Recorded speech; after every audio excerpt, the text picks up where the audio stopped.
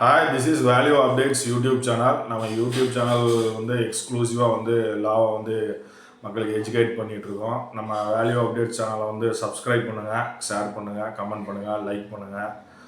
மற்றும் வந்து already subscribe பண்ணியிருந்தீங்க அப்படின்னா சோசியல் மீடியாவில் ஷேர் பண்ணுங்கள். அதன் மூலமாக வந்து சட்டம் வந்து தெரிந்து கொள்ளட்டும் மக்கள்.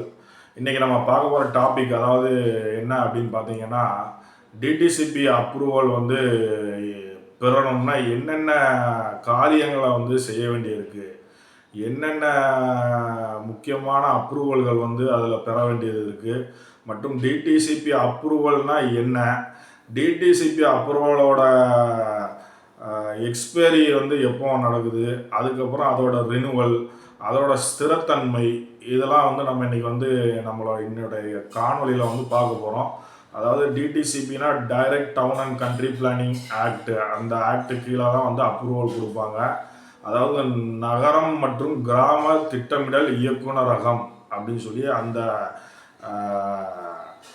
அலுவலகத்தில் வந்து அப்ளை பண்ணி ஒரு ரியல் எஸ்டேட்டில் வந்து ஒரு ஹைரைஸ் பில்டிங் கட்டுறாங்க, இல்லை வந்து ஃப்ளாட்ஸு கட்டுறாங்க, இல்லை ஒரு கமர்ஷியல் பில்டிங் கட்டுறாங்க அப்படின்னா வந்து ஈவன் வந்து வீடு கட்டுறதுனாலும் டிடிசிபி அப்ரூவல் தேவைப்படும்.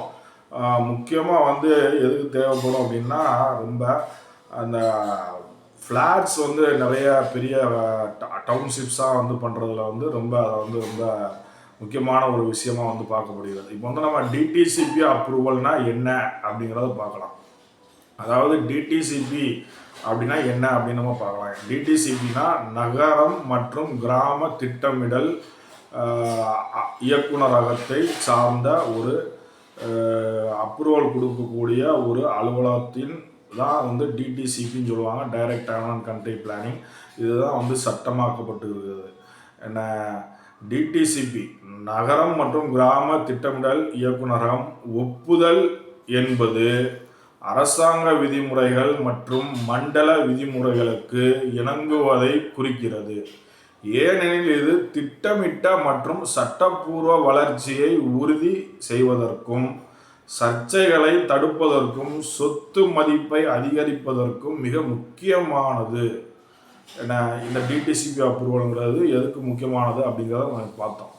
சட்டப்பூர்வத்தன்மையை உறுதி செய்தல் மற்றும் தகராறுகளை தடுப்பதற்கு டிடிசிபி அப்ரூவல் முக்கியமானது. அதாவது டிடிசிபி ஒப்புதல் என்பது ஒரு சொத்து அல்லது தளவமைப்பு அரசாங்க விதிமுறைகள், மண்டல விதிமுறைகள் மற்றும் நிலையான நகர்ப்புற திட்டமிடல் தரநிலைகளுக்கு இணங்குவதை உறுதி செய்கிறது.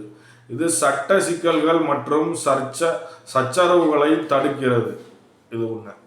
சந்தை மதிப்பு மற்றும் முதலீடு சம்பந்தமானது.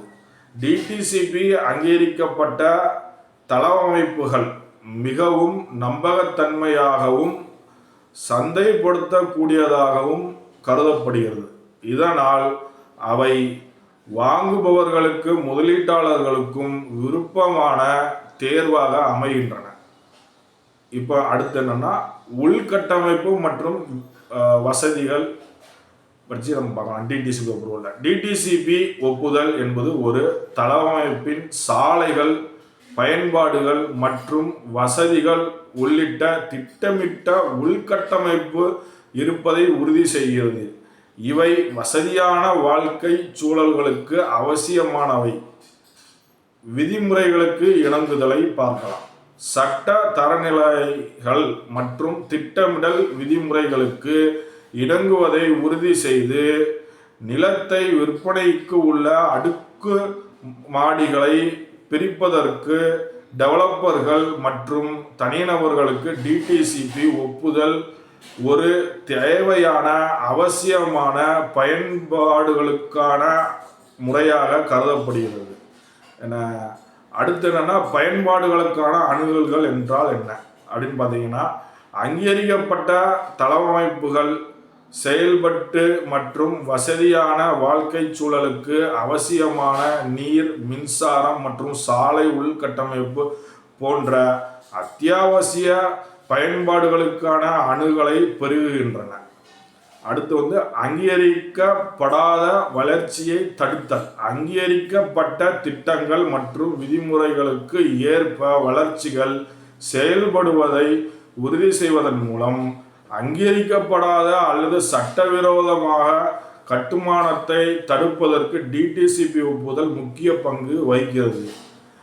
வீட்டு வசதி மற்றும் நகர்ப்புற மேம்பாட்டிற்கு உட்பட்டு செயல்பாடுகளை நாம் பார்க்கலாம். வீட்டு வசதி மற்றும் நகர்ப்புற மேம்பாட்டு துறையின் கீழ் செயல்படும் நகர மற்றும் கிராம திட்டமிடல் இயக்குநரகம் டிடிசிபி குடியிருப்புகள் மற்றும் வணிக ரியல் எஸ்டேட் மேம்பாடு மற்றும் நகர்ப்புற திட்டமிடல் குறித்து கொள்கைகளை வகுப்பதற்கும் உள்ளூர் அமைப்புகளுக்கு ஆலோசனையை வழங்குவதற்கும் பொறுப்பாகும்.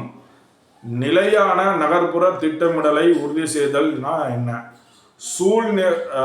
சுற்றுச்சூழல் மற்றும் சுற்றுச்சூழல் காரணிகளை கருத்தில் கொண்டு வளர்ச்சிகள் நிலையான முறையில் திட்டமிடப்படுவதை டிடிசிபி ஒப்புதல் உறுதி செய்கிறது. கட்டுமான மற்றும் விரிவாக்கத்திற்கான தேவைகளை நாம் பார்க்கலாம். கட்டுமானம், விரிவாக்கம் மற்றும் வீட்டு கட்டுமானத்தை பெறுவதற்கு டிடிசிபி ஒப்புதலை பெறுவது அவசியம். ஏனெனில் இது திட்டம் தேவையான அனைத்து விதிமுறைகள் மற்றும் தரநிலைகளுக்கு இணங்குவதை உறுதி செய்கிறது. இதுதான் வந்து டிடிசிபி அப்ரூவல் எதுக்காக வந்து வாங்குறாங்க, அந்த விஷயங்களில் வந்து நம்ம இப்போ பதிவு செஞ்சோம். டிடிசிபி அப்ரூவல் வந்து எவ்வளோ நாள் வந்து எஃபெக்டில் இருக்கும், அது சம்பந்தமான விஷயங்களை வந்து நம்ம பார்க்கலாம். அதாவது தமிழ்நாட்டில் வந்து நில அமைப்புகளுக்காக டிடிசிபி அதாவது நகரம் மற்றும் கிராம திட்டமிடல் இயக்குநரகம் ஒப்புதல் வழங்கப்பட்ட நாளிலிருந்து 8 ஆண்டுகளுக்கு செல்லுபடியாகும். இங்கே இன்னும் விரிவாக நாம் வந்து மேற்படி நாம் பார்க்கலாம். செல்லுபடியாகும் காலம் என்ன? எந்த ஒரு மேம்பாட்டிற்கும் ஒரு முன் நிபந்தனையாக டிடிசிபி ஒப்புதல் அது வழங்கப்பட்ட நாளிலிருந்து 8 ஆண்டுகளுக்கு செல்லுபடி ஆகும். புதுப்பித்தல் அதாவது ரினுவல், ஆரம்ப ஒப்புதல் 8 ஆண்டுகளுக்கு செல்லுபடி ஆகும் என்றாலும் கட்டுமானம் அரசாங்கத்தால் நிர்ணயிக்கப்பட்ட சமீபத்திய விதிகள் மற்றும் ஒழுங்குமுறைகளுக்கு இணங்குவதை உறுதி செய்வது முக்கியம்.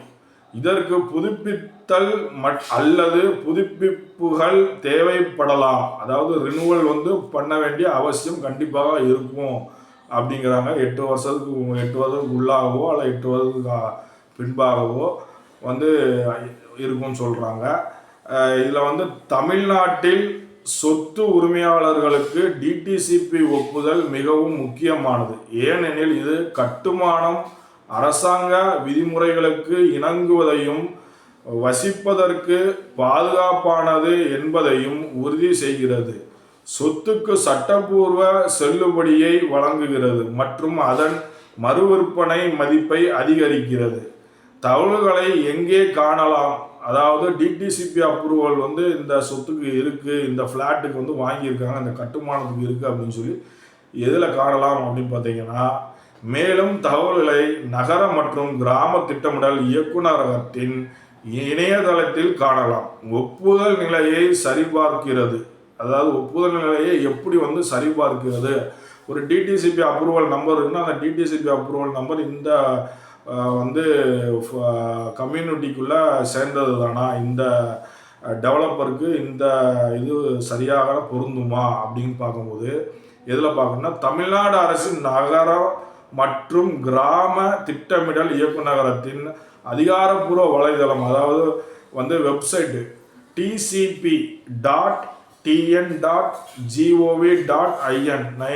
பார்வையிட்டு உங்கள் டிடிசிபி ஒப்புதல் நிலையை ஆன்லைனில் சரிபார்க்கலாம் அப்படின்னு சொல்லி இருக்கு. அதனால வந்து நீங்கள் வந்து ஒரு டிடிசிபி அப்ரூவல் இருக்கு அப்படின்னு சொல்லி சொன்னீங்கன்னா நினச்சிங்கன்னா, அதாவது நம்ம பில்டர் சொல்லுவாங்கன்னா நீங்கள் வந்து அந்த ஆன்லைனில் போய் செக் பண்ணி பார்த்துக்கலாம். மற்றும் வந்து என்னன்னு பார்த்தீங்கன்னா, இதில் ஒரு விஷயம் வந்து ஃபேஸ் மேனரில் கட்டும் போது ஃபேஸ் மேனரில் மட்டுமே அப்ரூவல் வாங்கியிருக்கிறதுக்கு உண்டான வாய்ப்புகள் வந்து இருக்கிற காரணத்தினால அந்த ஃபேஸ் மேனரில் மட்டும் வாங்கிட்டு ஒரு ஃபேஸுக்கு வாங்கிட்டு அது எல்லா ஃபேஸுக்கும் வாங்கின மாதிரி ஒரு பிம்பத்தை ஏற்படுத்தி அதை வந்து மற்ற செகண்ட் ஃபேஸ் தேர்ட் ஃபேஸ்க்கெலாம் வந்து அப்ரூவல் வாங்காமலே வந்து கட்டுமானத்தை எழுப்பியிருப்பாங்க. அப்படி பார்க்கும்போது உங்களுக்கு அந்த கட்டுமானத்துக்கு அதாவது செகண்ட் ஃபேஸோ தேர்ட் ஃபேஸோ வந்து கட்டும்போது அப்ரூவல் வந்து இல்லை அப்படிங்கிறது தான் உறுதிப்படுத்தப்படும். அதை வந்து நீங்கள் தெளிவாக பார்த்துக்கிடணும். அதாவது எல்லா இதுக்கும் சேர்த்து அப்ரூவல் வாங்கியிருக்காங்களா, இல்லை ஒவ்வொரு ஃபேஸுக்காக வந்து அப்ரூவல் வாங்கியிருக்காங்களா, ஃபஸ்ட் ஃபேஸ் மட்டும் வாங்கியிருக்காங்களா அப்படிங்கிறத வந்து நீங்கள் முக்கியமாக வந்து தெரிஞ்சு கொள்ளணும்.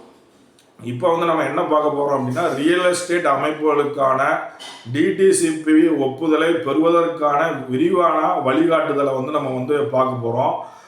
இது வந்து ஒரு முக்கியமான, அதாவது இந்தியாவில் வந்து பார்த்திங்கன்னா ஒரு ரியல் எஸ்டேட் முயற்சியை தொடங்குவதற்கு கவனமாக திட்டமிடல் தேவைப்படுகிறது. குறிப்பாக நில மேம்பாட்டிற்கான ஒப்புதலை பெறுவது என்று வரும்போது மிக முக்கியமான அம்சங்களில் ஒன்று தளவமைப்பு மேம்பாட்டுகளுக்கு டிடிசிபி அதாவது நகர மற்றும் நாட்டு திட்டமிடல் இயக்குநரகம் ஒப்புதலை பெறுவதாகும். புதிய ரியல் எஸ்டேட் தொழிலதிபர்களுக்கு இந்த செயல்பாடுகளை முக்கியமாக தெரிந்து கொள்வதற்காக நாம் இந்த பதிவை வந்து இதில் வந்து பதிவிடுகிறோம். மற்றும் வந்து விலை உயர்ந்த தாமதங்களை தடுக்காமல் இந்த பல படி செயல்முறைகளை பரிந்துரைத்து கொள்வது, விலை உயர்ந்த தாமதங்களை தடுக்காமல் மற்றும் சந்தையில் சீரான மாற்றத்தை உறுதி செய்யும் உங்கள் தளவமைப்புக்கு டிடிசிபி ஒப்புதலை எவ்வாறு பெறுவது என்பது குறித்து விரிவாக வழிகாட்டலை நாம் பார்க்கலாம். அதாவது இதில் வந்து உள்ளடக்கம், அதாவது என்னென்ன வந்து தேவைப்படும், என்னென்ன வந்து விஷயங்களை வந்து கடைபிடிக்கணும் டிடிசிபி அப்ரூவல்னு பார்த்தீங்கன்னா, முதற்கட்டமாக வந்து ஒரு விரிவான ஆலோசனைகளை திட்டத்தை வகுக்க வேண்டும். இரண்டாவதாக தகுதி சரிபார்ப்பு அப்படிங்கிற ஒரு இதை வந்து நம்ம நிறைவேற்ற வேண்டும். மூன்றாவது மண்டலப்படுத்துதல் மற்றும் சாலை அணுகல் வந்து செயல்படுத்த வேண்டும். அதுக்கப்புறம் கணக்கெடுப்பு பதிவுகள் வந்து நாம் வந்து சரிவர பார்க்க வேண்டும். ஆவணங்கள் சேகரிப்பு, அடுத்து வந்து சட்ட கருத்து, அதுக்கப்புறம் தளவமைப்பு திட்டத்திற்கான சிவில் இன்ஜினியரிங் வேலைப்பாடுகள் வரைபடங்கள், விண்ணப்ப சமர்ப்பிப்பு, அடுத்து அதுக்கப்புறம் என்ஓசி கோரிக்கைகள் அந்தந்த அந்தந்த அத்தாரிட்டி கிட்ட வாங்குறது, தாசில்தார் என்ஓசிக்கள், வேளாண்மை என்ஓசி, வருவாய்த்துறை ஒருங்கிணைப்பு, விரிவான விவசாய அறிக்கை, உறுதி விவசாய அனுமதி, உள்ளூர் பஞ்சாயத்து அல்லது நகராட்சி என்ஓசி, டிடிசிபியிலிருந்து சாலை ஒப்புதல், நெடுஞ்சாலைத்துறை என்ஓசி, நெடுஞ்சாலைத்துறை ஒருங்கிணைப்பு, அப்புறம் சாலை அமைத்தல், உறுதி தளவமைப்பு ஒப்புதல், பொது இடங்கள் மற்றும் வசதிகள், பராமரிப்பு கட்டணம், மனை மதிப்பீடு, டிடிசிபி ஒப்புதல் எண், சிஎம்டிஏ இருந்தால் சிஎம்டிஏ ஒப்புதலுக்கான இதே போன்ற நடைமுறைகளையும் கடைபிடிக்க வேண்டும். இது டிடிசிபி சிஎம்டிஏக்கு ஒரு பொதுவான ஒரு விஷயமாக நீங்கள் வந்து எடுத்துக்கிடலாம். அதாவது முதற்கட்ட ஆலோசனை என்பது எந்த ஒரு திட்டத்தையும் தொடங்குவதற்கு முன் வந்து உள்ளூர் டிடிசிபி அலுவலகத்துடன் கலந்து ஆலோசிப்பது மிகவும் முக்கியம். இந்த ஆரம்ப ஆலோசனை உங்கள் தேர்ந்தெடுக்கப்பட்ட நிலம் மேம்பாட்டுக்கு தகுதியானதா என்பதை சரிபார்க்க உதவும். சில பகுதிகள் தடை செய்யப்பட்ட மண்டலங்களின் கீழ் வரக்கூடும். மேலும் இதை ஆரம்பத்திலேயே புரிந்து கொள்வது எதிர்கால சிக்கல்களை தடுக்கும். தகுதி சரிபார்ப்பு அப்படின்னா என்ன அப்படின்னு நம்ம பார்க்கலாம். டிடிசிபி மண்டலங்கள் சில பகுதிகளை பாதுகாக்க கடுமையான விதிகளால் நிர்வகிக்கப்படுகின்றன. உங்கள் நிலம், நீர்நிலைகள், புதைக்குழிகள், ரயில் நிலையங்கள், பறவைகள் சரணாலயங்கள் அல்லது பிற சுற்றுச்சூழல் உணர்திறன் பகுதிகள் போன்ற தடை செய்யப்பட்ட மண்டலங்களுக்கு இல்லை என்பதை உறுதிப்படுத்தி கொள்ளுங்கள். டிடிசிபி மண்டலத்தை பொறுத்து உள்ளூர் விதிமுறைகள் சற்று மாறுபட வாய்ப்பு இருக்கிறது.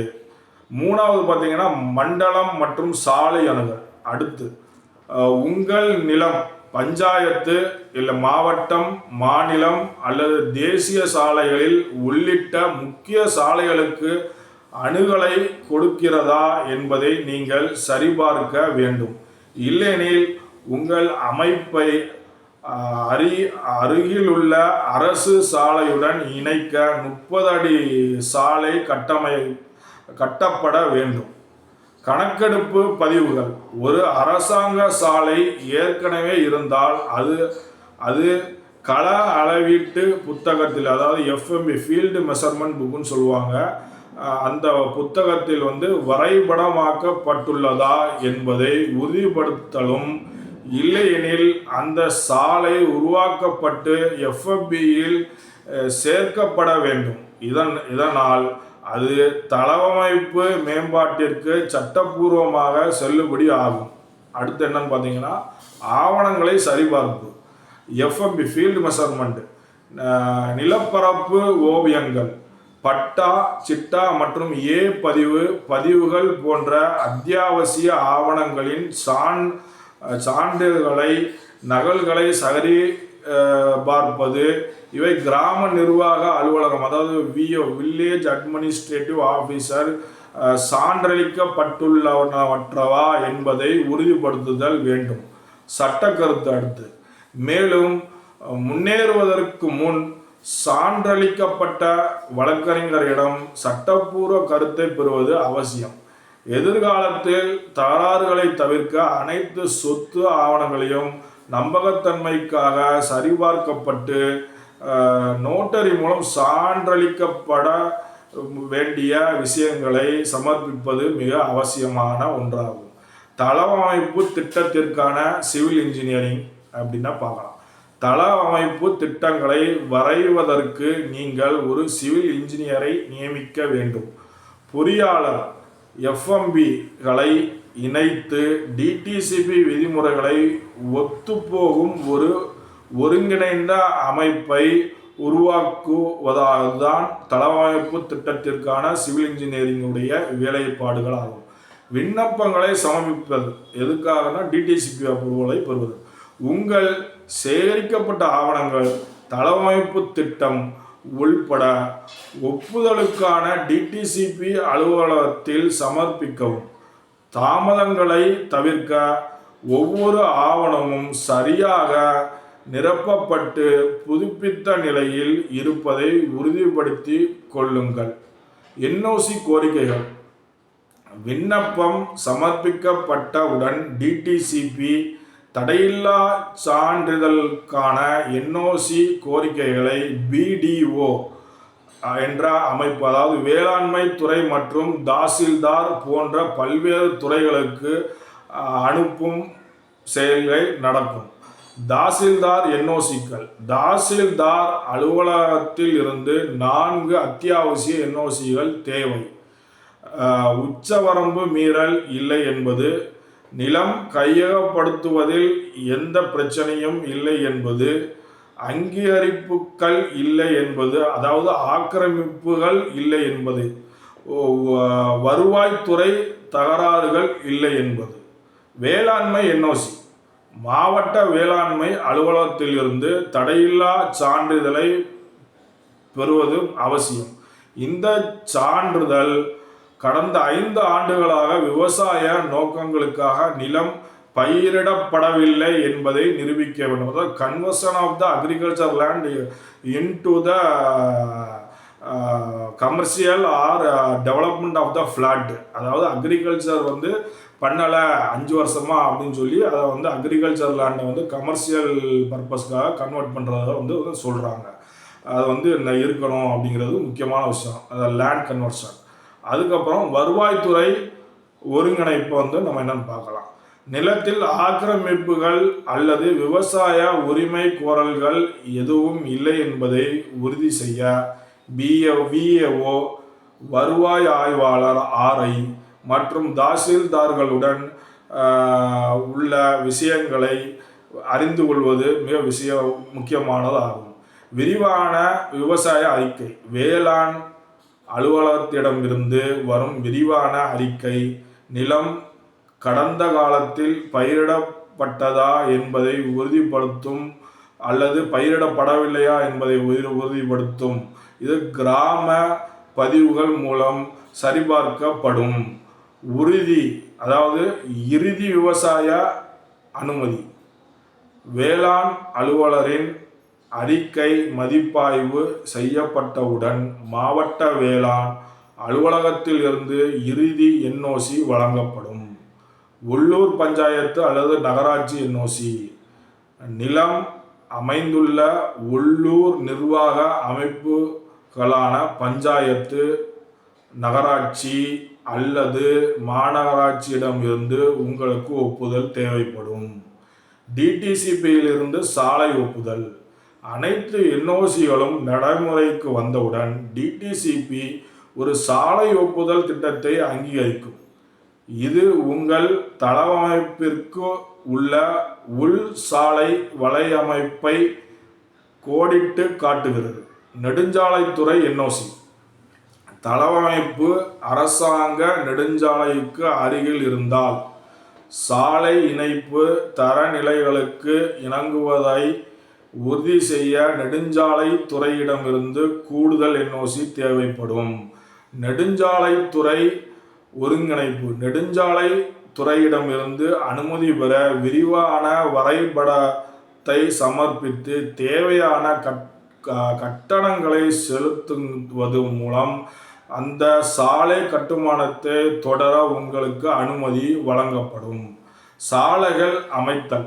DTCPயில் சாலை ஒப்புதல் திட்டத்தின்படி தார் சாலைகள் அமைத்து முடிக்கப்பட்ட சாலைகளின் புகைப்படங்களை எடுத்து சமர்ப்பிக்கப்பட வேண்டும். தளவமைப்பு ஒப்புதல். சாலைகள் கட்டப்பட்டு சமர்ப்பிக்கப்பட்டவுடன் DTCP இறுதி லே அவுட் ஒப்புதலை வழங்கும். இதில் மனைகள் பிரிவுகள் அடங்கும் மற்றும் கட்டுமானம் என்றால் கட்டுமானத்திற்குண்டான குடியிருப்புகளும் இதில் அடங்கும். அடுத்து என்னன்னா பொது இடங்கள் மற்றும் வசதிகள். சாலைகள், பூங்காக்கள் மற்றும் வசதிகளுக்கான இடங்கள் தெளிவாக நியமிக்கப்பட்டு உள்ளூர் அரசாங்கத்திடம் ஒப்படைக்கப்படுவது உறுதி செய்யப்படுகிறது. பராமரிப்பு கட்டணம். சாலைகள் மற்றும் பொது இடங்களுக்கான பராமரிப்பு கட்டணங்களை உள்ளூர் அரசாங்கத்திற்கு செலுத்துவது வேண்டிய இருக்கும்.